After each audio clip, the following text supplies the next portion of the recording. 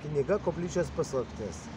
Apie koplyčią, kuri stovėjo prie Švento Rapolo bažnyčią, kuri buvo pastatyta pažymėti pergaliai Vilniaus išvadavimui, mūšio atminimui, kuris vyko 1655 metais čia prie Žaliojo tilto, kada Radvila su savo kariais visą parą laikė Žaliąjį tiltą, suteikdamas galimybę atsitraukti miesto gyventojams.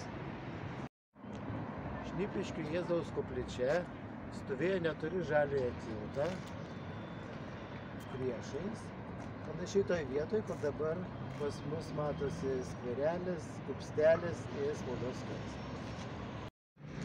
Pasirūpinkime, kad ateinančios kartos žinotų šią Lietuvos istorijos dalelytę, kad nebūtų pasiektas koplyčios nugriovimo tikslas – ištrinti dalį mūsų istorijos. Šventa vieta tuščia nebūna. Mes turime ją vėl užpildyti ir išsaugoti mūsų vaikams. Atstatykime Šnipiškių Jėzaus koplyčią. Prieš Antrą pasaulinį karą Vilnius turėjo keletą savo identiteto požymių.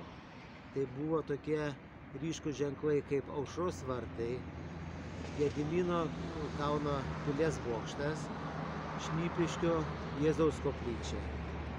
Tai buvo tokie atpažįstami Vilniaus ženklai, kurie išskirdavo Vilnių iš kitų miestų. Žmonės pamatę juos ant įvairių atvirukų medalikėlių galėdavo iškart pasakyti, kad tai yra Vilnius.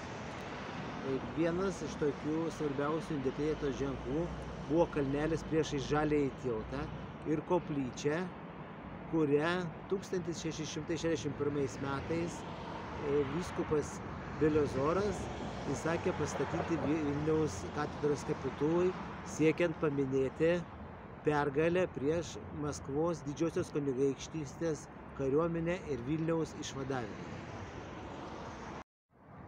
Knygą Koplyčios paslaptis galite įsigyti interneto svetainėse patogupirkti.lt, knygos.lt.